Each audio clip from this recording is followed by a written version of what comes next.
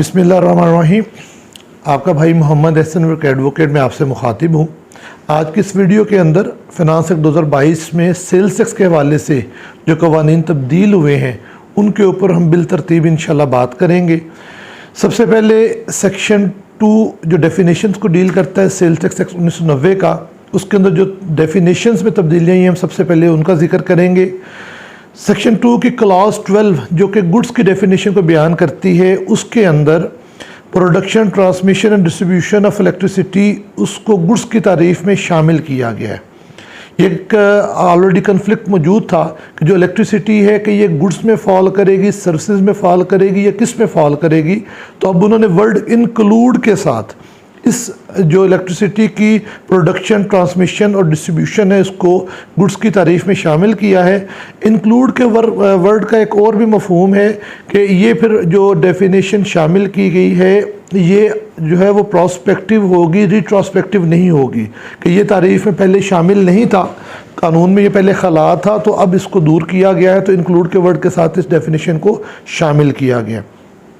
Class 29A जो sale tax की तारीफ़ को बयान करती है, उसके अंदर से सेक्शन 76 के तहत जो हमारी फ़ीस और सर्विस चार्जेस वसूल किए जाते हैं या किए जा सकते हैं उनको सेल्स टैक्स की तारीफ़ से ख़त्म कर दिया गया है। क्लास 33 जो सप्लाई की डेफिनेशन को, जो टैक्सेबल गुड्स हैं जिनकी सप्लाई की है उसकी डेफिनेशन को डील करती है, उसके अंदर भी प्रोडक्शन, ट्रांसमिशन और डिस्ट्रीब्यूशन ऑफ इलेक्ट्रिसिटी को सब क्लास ई के तहत शामिल कर दिया गया है।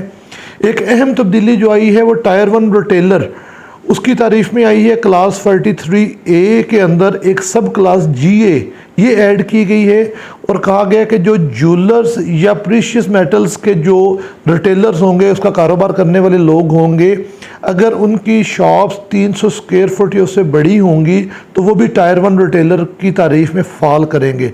याद रहे कि दीगर रिटेलर्स के लिए 1000 स्क्वायर फुट की शर्त है बाकी शराइत के अलावा, और फर्नीचर वाले लोगों के लिए 2000 स्क्वायर फुट की शराइत है। लेकिन ज्वेलरी के लिए और जो प्रीशियस स्टोन्स हैं, प्रीशियस मेटल्स हैं, इनके जो दुकानदार ताजर होंगे उनके लिए 300 स्क्वायर फुट या उससे ज़ायद रकबे की दुकान के ऊपर अपने आप को टायर 1 रिटेलर के तौर पे रजिस्टर्ड करना लाजिम है।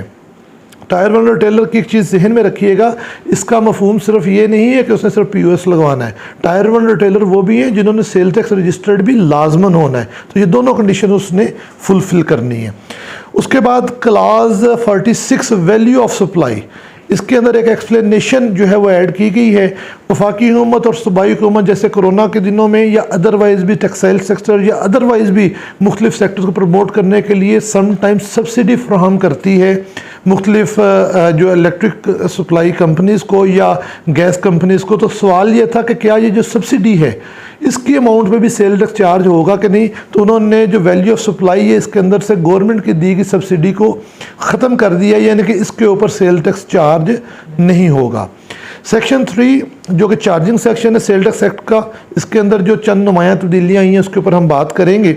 सबसे पहले तो सब सेक्शन 1A जो कि फर्दर टैक्स को डील करता है। पहले इसमें यह था कि ये उस बंदे पे लगेगा जो लायबल टू रजिस्टर्ड और उसने सेल टैक्स नंबर हासिल नहीं किया, लेकिन अब सवाल ये पैदा हुआ कि जिन्होंने सेल टैक्स नंबर तो हासिल कर लिया लेकिन उसके बाद रिटर्न फाइल नहीं करते, इनएक्टिव हो जाते हैं, सस्पेंड हो जाते हैं, ब्लैक लिस्ट हो जाते हैं, तो उनका क्या सीन होगा। तो उसके लिए उन्होंने कहा कि अगर किसी बंदे ने सेल टैक्स नंबर लिया भी है लेकिन वो अगर टाइम ऑफ सप्लाई वो इनएक्टिव है सेल टैक्स एक्ट के अंदर, तो फिर उसके ऊपर भी फर्दर टैक्स चार्ज होगा।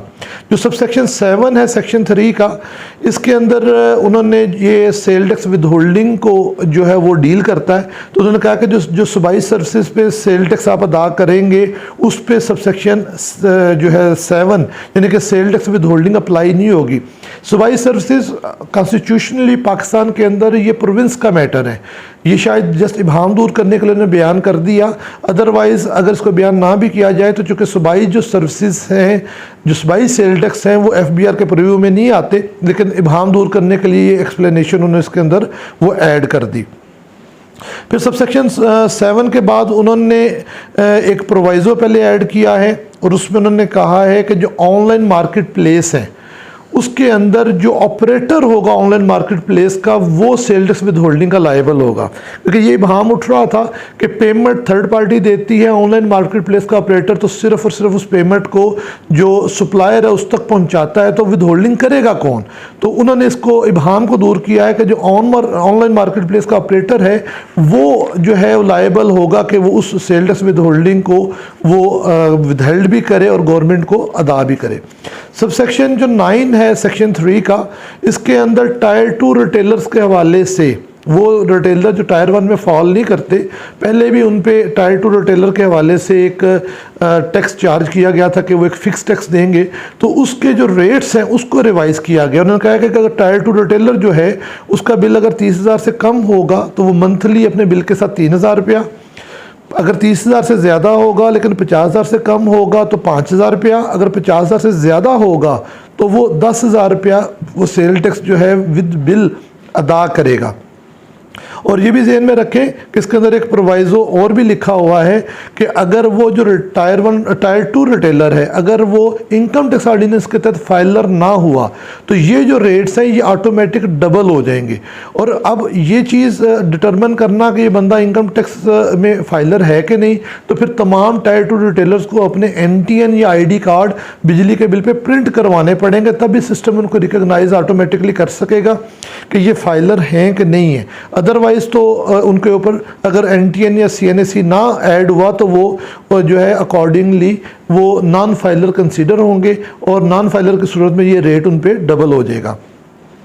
इसी के अंदर एक सेकंड प्रोविज़ो भी सबसेक्शन 9 में ऐड किया गया है और उसमें उन्होंने कहा है कि बोर्ड STGO के ज़रिए टायर 2 रिटेलर ऐसे भी डिटरमिन कर सकता है जिन पे 2 लाख रुपए पर मंथ भी वो बिजली के बिल में 2 लाख रुपए पर मंथ तक भी लगा सकता है। अपर लिमिट दे दी गई है, उससे नीचे बोर्ड जहां तक चाहे उसको डिटरमिन करके उस पर सेल टैक्स बजरिया बिल लगा सकता है।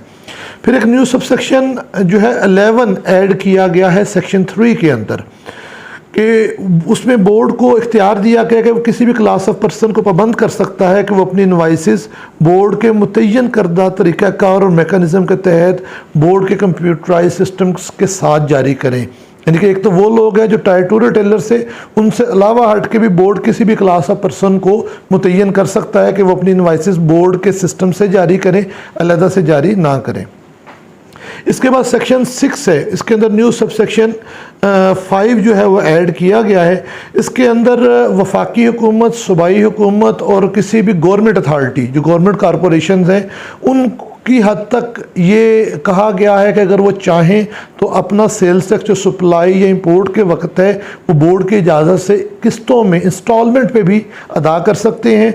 और कहा गया कि ये तरमीम साबका से पेंडिंग केसेस पेंडिंग एडजुडिकेशन पे भी ये एप्लीकेबल हो सकती है बोर्ड की मर्जी या बोर्ड की इजाज़त के साथ। सेक्शन 8 के अंदर एक बड़ी अहम तरमीम आई है। सेक्शन 8 हमारा डील करता है टैक्स क्रेडिट नॉट अलाउड को।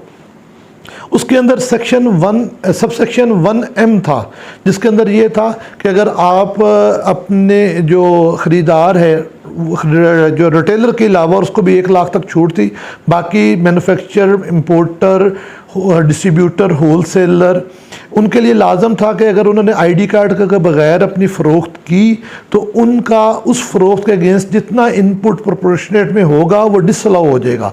तो इसको उन्होंने चेंज किया है। अब ID कार्ड की शर्त सिर्फ और सिर्फ मैन्युफैक्चरर और इंपोर्टर और वो जब डिस्ट्रीब्यूटर को माल बेचें तो उस पर लगेगी। अगर वो अनरजिस्टर्ड डिस्ट्रीब्यूटर को माल बेचते हैं और उसका ID कार्ड मुहैया नहीं करते या NTN मुहैया नहीं करते तो उनका जो इनपुट सेल टैक्स है वो डिसअलाउ होगा।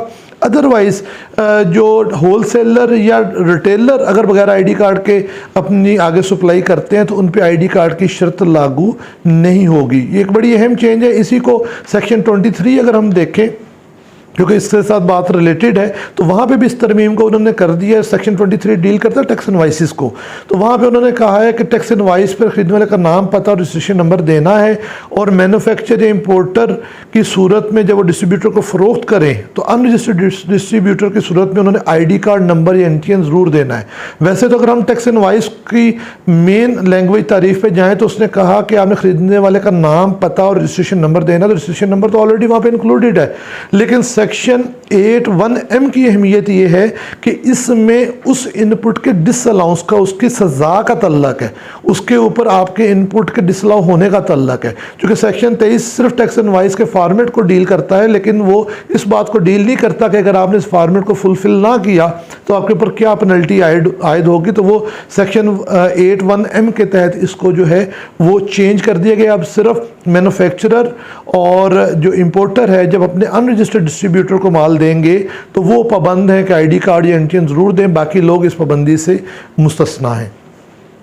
एक अहम चेंज जो आई है वो सेक्शन 8B के अंदर है। सेक्शन 8B डील करता है एडजस्टेबल इनपुट टैक्स को। तो उसमें उन्होंने कहा कि जो पाकिस्तान स्टॉक एक्सचेंज में लिस्टेड पब्लिक लिमिटेड कंपनीज थी, इनको पहले सेक्शन 8B से इस्तिस्ना हासिल था, वो अब उन्होंने ख़त्म कर दिया। एक न्यू सेक्शन 14AB ऐड किया गया है, discontinuation of gas and electricity connections. Board को जो टायर 1 रिटेलर्स हैं जो सेल टैक्स में रजिस्टर्ड नहीं हैं या सेल टैक्स में रजिस्टर्ड हैं लेकिन बोर्ड के मुतय्यन करदा सिस्टम के तहत वो अपनी इनवाइसेस POS जारी नहीं कर रहे, तो उस हवाले से बोर्ड को उन्होंने इख्तियार दे दिया है कि वो बज़रिया STGO गैस डिस्ट्रीब्यूशन कंपनीज या इलेक्ट्रिसिटी डिस्ट्रीब्यूशन कंपनीज को वो हुक्म जारी कर सकता है कि वो इन रिटेलर्स का, टायर 1 रिटेलर्स का वो जो कनेक्शंस हैं गैस और बिजली के मुनक़ता कर दें। और अगर उसके बाद वो रजिस्टर्ड हो जाते हैं और अपने आप को मुंसलिक कर सकते हैं तो बोर्ड उनकी बिजली गैस बहाल करने का इख्तियार भी इसी सेक्शन के तहत दे सकता है। उसके बाद सेक्शन 33 है जो पेनल्टीज़ को डील करता है। इसके अंदर एक तो सीरियल 24 में जहाँ पे लफ्ज़ बार कोड था वहाँ पे QR कोड को ऐड किया गया।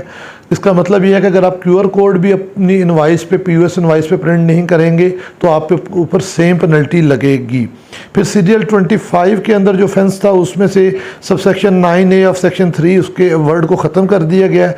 सीरियल 25A ये पहले भी बज़रिया तरामीम जो पिछले साल में 3 दफ़ा सेल टैक्स कवानीन में तरामीम आई है, उसमें बज़रिया एक्ट और ऑर्डीनेंस इसको ऐड कर दिया गया था कि जो टायर 1 रिटेलर जो अपने आप को बोर्ड के सिस्टम से रजिस्टर्ड नहीं करते तो उन पर 5 लाख, 10 लाख, 20 लाख, 30 लाख की पेनल्टीज़ थी।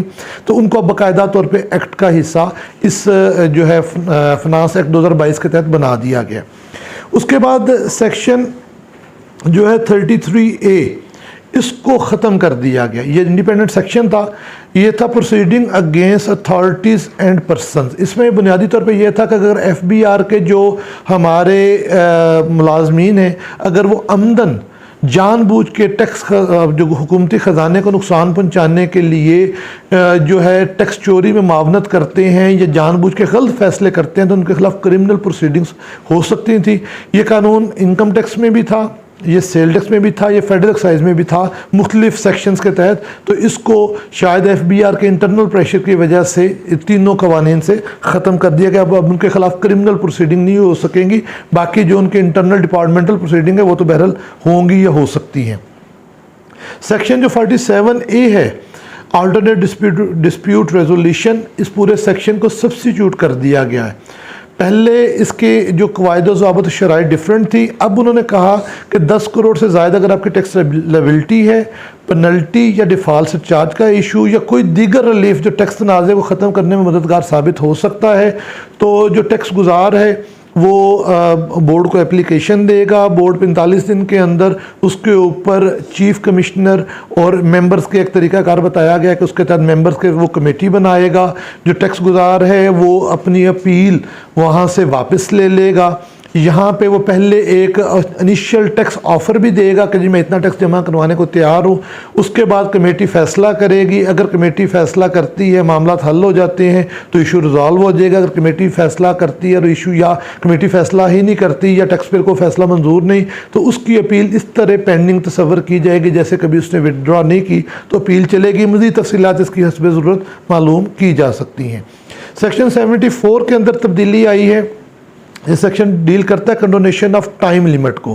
तो पहले ये था टाइम लिमिट के मुतल्लिक हमेशा से कानून और रसूल है कि ये एक्सपायर होने से कबल आप डेट एक्सटेंड कर सकते हैं। जब वंस एक्सपायर्ड तो आप इसकी आफ्टर एक्सपायरेशन इसको जो है कंडोन या इसकी टाइम लिमिटेशन एक्सटेंड नहीं कर सकते। तो अब उन्होंने कहा कि जी अब टाइम लिमिट ख़त्म होने के बाद भी बोर्ड एक्सटेंशन दे सकता है। न्यू सेक्शन ऐड हुआ है जी 77। इसमें जो बोर्ड है वो इनके यूनिफॉर्म को, जो सेल डेस्क एम्प्लॉइज़ हैं डिपार्टमेंट के, इनके यूनिफॉर्म को मुतय्यन करेगा। इसके आगे हमारे जो मुख्तलिफ शेड्यूल्स हैं जिसके अकॉर्डिंगली हमारी गुड्स जो मुख्तलिफ हैं उनका सेल टैक्स चार्ज होता है, उसके अंदर कुछ जो तब्दीलियाँ हैं इस पर हम बात करेंगे। सबसे पहले थर्ड शेड्यूल के अंदर सीरियल 7 में उन्होंने जो एचएस कोड थे उनको रिस्पेक्टिव हेडिंग्स के साथ चेंज कर दिया। इसका मतलब ये है कि जो तमाम डिटर्जेंट्स हैं उनका एचएस कोड कोई भी हो तो उनके ऊपर थर्ड शेड्यूल की आइटम वो गिनी जाएगी और एमआरपी के तहत थर्ड शेड्यूल के तहत वो अपना सेल टैक्स पे करेंगे। सीरियल 32 जो फर्टिलाइज़र को डील करती थी थर्ड शेड्यूल में, और इस तरह 8 शेड्यूल के अंदर भी एक फर्टिलाइज़र की सीरियल थी, ये दोनों ओमिट कर दी गई हैं और फर्टिलाइज़र को 6 शेड्यूल जो एग्जाम्प्ट आइटम को डील करता है उसमें शिफ्ट कर दिया गया। 5th शेड्यूल जो ज़ीरो रेटिंग को डील करता है इसके अंदर एक सीरियल 17 सब्सिट्यूट की गई है। Fat field milk PCT heading 1901.9090। ये पहले भी जो फाइनेंस अमेंडेड आर्डिनेंस थे उनके जरिए शामिल था, लेकिन इसको एक्ट का बाकायदा हिस्सा बना दिया गया। सीरियल 19 5th शेड्यूल की, जिसमें था कि जो drugs register under the drugs act 1976 थी तो इसको ज़ीरो रेटिंग कहा गया था, इसको यहाँ से अब ख़त्म कर दिया गया। हम जब जाके आगे 8 शेड्यूल पढ़ेंगे तो ये हमें 8 शेड्यूल में ये एंट्री दोबारा 1% रेट के साथ मिल रही है, वहाँ पे हम इसको डिस्कस करेंगे, लेकिन ज़ीरो रेटिंग्स में से इसको ख़त्म कर दिया गया। एक न्यू क्लास 5th शेड्यूल में ऐड की गई है सीरियल 21 एक्सपोर्ट फैसिलिटेशन स्कीम 2021 के तहत जो रजिस्टर्ड एक्सपोर्टर्स हैं वो अगर अपने raw material components parts and plant and machinery वो अगर जो फ़रोख्त या इंपोर्ट करते हैं तो वो ज़ीरो रेटेड होंगी। 6th शेड्यूल के अंदर सबसे पहले हम बात करेंगे टेबल 1 की। टेबल 1 जहन में रखिएगा कि वो गुड्स होती हैं जिनकी इंपोर्ट और लोकल सप्लाई दोनों टैक्सेबल होती है। जो टेबल 2 है उसकी सिर्फ लोकल सप्लाई जो है एग्जेम्प्ट होती है, जो टेबल 1 है इनकी इंपोर्ट और लोकल सप्लाई दोनों एग्जेम्प्ट होती हैं। तो इसके अंदर जो सीरियल 13 है 6th शेड्यूल के अंदर टेबल 1 में, इसके अंदर से 2 एचएस कोड 0709.5910 और 0709.5990 इनको ओमिट कर दिया गया। हमने इसको जो कस्टम के एचएस कोड बुक है उसमें ढूंढा है, लेकिन ये मेरे ख्याल में मतरूक हो चुके हैं एचएस कोड, ये हमें वहाँ से मिल नहीं पाए और ये मतरूक होने की बुनियाद पर उन्होंने इसको गैर ज़रूरी समझते हुए यहाँ से ओमिट किया। जो सीरियल 32 है इसके अंदर जो है newspaper and books but excluding brochures leaflets and directory इनके वर्ड्स को सब्स्टिट्यूट किया गया है। पहले सिर्फ और सिर्फ जो तालीमी किताबें थी वो एग्जेम्प्ट थी, तो अब तमाम किताबें वो कोई भी किताब हो किसी भी रिलेशन से हो तो वो सेल टैक्स से एग्जेम्प्ट होगी। सीरियल 45 इसके अंदर जो है डेक्सट्रॉस एंड सेलाइन, इसके अंदर रिस्पेक्टिव हेडिंग का वर्ड चेंज किया गया है कि मखसूस एचएस कोड की बजाय ये तमाम जो इसके मुतल्लिका एचएस कोड है अब इसका हिस्सा समझे जाएंगे। सीरियल 120 है डायग्नोस्टिक किट्स और इसको रिलेटेड करते हैं, इसमें भी रिस्पेक्टिव हेडिंग का वर्ड ऐड हुआ है। सीरियल 133 है, इसके अंदर पेस्टिसाइड्स एंड इंग्रेडिएंट्स, ये भी पहले इसके मखसूस एचएस कोड से लेकिन अब रिस्पेक्टिव हेडिंग का वर्ड यूज़ हुआ है कि कोई भी पेस्टिसाइड या इंग्रेडिएंट्स उसका कोई भी एचएस कोड हो तो वो अब एग्जेम्प्ट होगा। सीरियल 137 ये जो है कुरान पाक की प्रिंटिंग के लिए इसमें आर्ट पेपर मंगवाने की इजाज़त भी दी गई है जो कि पिछले साल विड्रॉ की गई थी। न्यू सीरियल ऐड हुई है इसके अंदर 6th शेड्यूल टेबल 1 के अंदर। ये बहुत सारी वो हैं जो पहले 15 मार्च 2022 को जो फाइनेंस अमेंडमेंट एक्ट आया था, आर्डिनेंस आया था, ये उसके अंदर ओमिट हुई थी तो दोबारा सोच कर उन्होंने फिर ऐड कर दी हैं। सीरियल 163 ऐड हुई है, इसमें यूएनओ डिप्लोमेट्स और एजेंसीज की जो गुड्स हैं उनको एग्जेम्प्ट किया गया है। सीरियल 164 में फोटोवोल्टिक सेल्स जो हैं उनको एग्जेम्प्ट किया गया है। सीरियल 165 में जो नॉन प्रॉफिट हॉस्पिटल्स हैं उनकी इंपोर्ट को एग्जेम्प्ट किया गया है। सीरियल 166 में जो हॉस्पिटल्स हैं इनकी फ्राहम की गई बिजली और गैस के ऊपर सेल टैक्स को ख़त्म किया गया है। सीरियल 167 में एक्सपोर्ट के लिए पाकिस्तान में टेम्परेरी तौर पे मंगवाए जाने वाली जो गुड्स हैं उनको एग्जेम्प्ट किया गया है। सीरियल 168 में फर्टिलाइज़र को एग्जेम्प्ट कर दिया गया है। जैसे मैंने पहले भी बताया था कि इसको 3rd शेड्यूल से भी ख़त्म कर दिया गया, इसको 8th शेड्यूल से भी ख़त्म कर दिया गया। तो अब ये सिर्फ एग्जेम्प्ट सीरियल अवेलेबल है 6th शेड्यूल टेबल 1 के अंदर। सीरियल 169 में oil cake and other solid जो रेजिड्यूज हैं उसको एग्जेम्प्ट कर दिया गया है। ये रिलेटेड थी जो ऑयल मिल्स थी बनोला के रिलेटेड उनको। सीरियल 10 में ट्रैक्टर को एग्जेम्प्ट किया गया है। पहले ये 8th शेड्यूल में थी, वहाँ से ख़त्म हो गई हैं और यहाँ पे एग्जेम्प्ट कर दिया गया है। सीरियल 177 में सीड्स फॉर सोइंग उनको एग्जाम दोबारा कर दिया गया है। सीरियल 172 के अंदर एक्सपोर्ट प्रोसेस जोन के एक्सपोर्टर्स के लिए मंगवाई जाने वाली मशीनरी उसको एग्जाम किया गया है। सीरियल 173 के तहत पाकिस्तान से एक्सपोर्ट की जाने वाली अशिया जो 1 साल में वापस मंगवाई जाएं उनको एग्जाम किया गया है। सीरियल 174 में कस्टम के 5th शेड्यूल के पार्ट 1 के सीरियल 32 में लिखी गई मशीनरी उसको एग्जाम किया गया है। उसके बाद जो 6th शेड्यूल का टेबल 2 है ये सिर्फ लोकल सप्लाई को डील करता है। ये वाली गुड्स अगर इंपोर्ट की जाएंगी तो उन पर टैक्स नहीं लगेगा। सबसे पहले जो सीरियल 7 है इसके अंदर से वर्ड ब्रेड्स, नान, चपातीस और रेस्टोरेंट फूड चेन्स को ख़त्म किया गया है। लेकिन ये सीरियल 7 से ये ख़त्म किए गए हैं, लेकिन नीचे सीरियल 53 और 54 में इनको इंडिपेंडेंट सीरियल देकर दोबारा ऐड भी कर लिया गया। मेन लाइन से ख़त्म किए गए हैं लेकिन इनको दोबारा सेपरेट करके ऐड किया गया। सीरियल 11 के अंदर जो है वेयर पोटैटो एंड ओनियन की इनकी जो सप्लाई एग्जेम्प्ट थी जो वेयर हाउस से थी इनको वो ख़त्म कर दिया गया है। सीरियल 32 में जो हम दही इस्तेमाल करते हैं योगर्ट, इसके तमाम HS कोड किसी भी किस्म के हों वो एग्जेम्प्ट कर दिए गए हैं। सीरियल 45 के अंदर खाने वाले तमाम सब्जियां एग्जेम्प्ट हैं। मासवे जो बॉटल या कैंड पैकिंग में बिकेंगी तो उन पर सेल टैक्स होगा, अदरवाइज़ वो एग्जेम्प्ट होंगी, चाहे वो वेयर हाउस की हों चाहे ताज़ा हों वो एग्जेम्प्ट होंगी। सीरियल 52 जो नई 3 सीरियल्स ऐड हुई हैं, सीरियल 52 के अंदर रॉ हाइड्स एंड स्किन्स इसके अंदर इनको एग्जेम्प्ट कर दिया गया है। सीरियल 53 में प्रिपेयर्ड फूड ऑफ फूड सब supplied by restaurant and caterers, ये पहले ऊपर सीरियल जो है 7 में थी वहाँ से ख़त्म करके इसको इंडिपेंडेंट कर दिया गया है। ये वैसे भी एक ऑलरेडी इसके ऊपर इशू चल रहा है कि ये सूबा प्रोविंस वसूल करेगा कि फेडरल करेगा। फेडरल का इख्तियार बहरहाल इस्लामाबाद की हद तक है और वहाँ पे इस्लामाबाद में भी फेडरल का अलहदा सर्विसेज का एक्ट मौजूद है, तो इसलिए उन्होंने सेल टैक्स एक्ट की हद तक इसको ख़त्म किया है, लेकिन प्रोविंशनल जो टैक्सेस हैं वो इनके ऊपर एप्लीकेबल होंगे।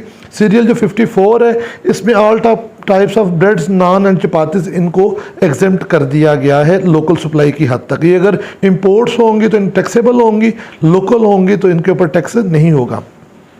6th शेड्यूल का टेबल 3 है, इसके अंदर एक नई सीरियल 22 ऐड हुई है। ज़्यादातर इसमें मशीनरी और उसके पार्ट्स है टेबल 3 में, और उसके ऊपर पूरी मखसूस शराइत आयद होती हैं। वो देखेंगे तो 4-4 सफ़े का एक सीरियल है कि किसके लिए कब किन शराइत के तहत इंपोर्ट या उनकी सप्लाई हो सकती है। तो सीरियल 22 एक नई ऐड हुई है। इसमें पावर जनरेशन के लिए जो मशीनरी है वो बिजली, गैस, कोल से हो तो वो पावर जनरेशन वाली जो उसके लिए वो मशीनरी को इस्तिस्ना दिया गया, लेकिन उसके ऊपर वो टर्म एंड कंडीशन उसकी आयद होंगी जो हस्ब ज़रूरत मालूम की जा सकती हैं।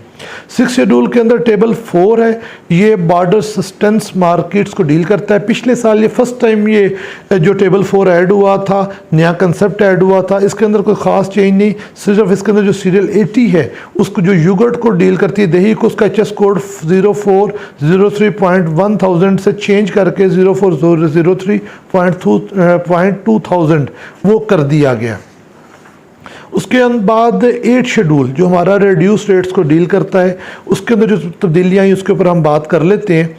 सीरियल 25 इसमें एग्रीकल्चर ट्रैक्टर, इसको 8th शेड्यूल से ख़त्म कर दिया गया है। हम पहले देख चुके हैं कि ये 6th शेड्यूल में शिफ्ट हो गया और एग्जेम्प्ट हो गया। सीरियल 52 फर्टिलाइज़र्स ख़त्म कर दिया गया है, लेकिन ये भी 6th शेड्यूल में शिफ्ट हो गई हुई है। उसके बाद serial 75 import of electric vehicles, इनका इस्तिस्ना जो है जो रिड्यूस रेट है वो ख़त्म किया गया है, और अकॉर्डिंगली ये अब बाकी जो सेल टैक्स का मन उसके तहत टैक्स या जो भी होगा इसका। सीरियल 47 लोकली प्रोड्यूस्ड कोल, इसका जो 425 पर मेट्रिक टन से रेट था, इसको 700 जो रुपीस पर मेट्रिक टन वो कर दिया गया है। सीरियल 53 इसके अंदर जो स्टेप लाइट्स हैं, इसकी तमाम इकसाम जो हैं इनको इसमें शामिल कर दिया गया, एच एस कोड को रिस्पेक्टिव हेडिंग से चेंज कर दिया गया है। सीरियल 56 जो पोटाशियम क्लोरेट को डील करती थी, उसका रेट पहले 90 रुपये पर केजी था मिनिमम, जो सेल्डस रेट था उसको रिड्यूस करके 60 रुपये पर केजी कर दिया गया। 8 शेड्यूल के अंदर चंद नई सीरियल्स ऐड हुई हैं। सीरियल 78 ये लोकल मैन्युफैक्चर्ड ज्वेलरी या प्रीशियस मेटल्स है, इनके ऊपर 3% सेल टैक्स लगेगा। जैसा कि हम पीछे भी देखा है कि जो ज्वेलरी के रिटेलर्स होंगे, ज्वेलरी की पूरी चेन है वो अब टैक्सेबल है होगी, तो उनको लेकिन रेट जो है वो रिड्यूस 3% लगेगा। जो इलेक्ट्रिक व्हीकल्स हैं इनके ऊपर 12.5% रेट लगेगा सीरियल 79 के तहत। सीरियल 80 के तहत जो ईवी ट्रांसपोर्ट बसेस हैं उनके ऊपर 1% रेट लगेगा। सीरियल जो 81 है, जो भी हमने पहले 5th शेड्यूल में देखा था कि ड्रग्स को 0 रेट से निकाल दिया गया है, तो अब drugs registered under drugs act 1976 को सीरियल 81 में 8th शेड्यूल में ऐड किया गया है। इस पर कहा गया कि इसकी इंपोर्ट सप्लाई पे 1% सेल टैक्स होगा, जो को फाइनल लाइबिलिटी होगी, मुकम्मल चेन के अंदर दोबारा इस पर टैक्स पे नहीं होगा और ये रिफंडेबल भी नहीं होगा, इसका इनपुट एडजस्ट नहीं हो सकेगा। बेईने इसके साथ सीरियल 82 जो एक्टिव फार्मास्यूटिकल इंग्रेडिएंट्स है, अद्वियात बनाने के लिए जो है इंग्रेडिएंट्स हैं, उनके ऊपर भी 1% सेल टैक्स होगा, लेकिन इसके लिए जिसने ये इंग्रेडिएंट्स मंगवाने हैं उसको ड्रैब से अपना जो वहाँ पे उसकी रिक्वायरमेंट है, क्वांटिटी है, वो अप्रूव करवानी पड़ेगी कि उसकी कितनी क्वांटिटी वहाँ पे रिक्वायर्ड है, उसके मुताबिक वो इंपोर्ट कर सकेगा। 11 शेड्यूल जो हमारा है उसके अंदर जो सेल टैक्स विद होल्डिंग को डील करता है, इसके अंदर सीरियल 4 में माइनर सी चेंजिंग की गई है और जो सर्जिकल इंस्ट्रूमेंट्स बनाने वाली कंपनीज़ हैं उनको विद होल्डिंग एजेंट की तारीफ से निकाल दिया गया कि अब वो विद होल्डिंग एजेंट का काम सेल टैक्स के अंदर सेल टैक्स की हद तक नहीं करेंगी।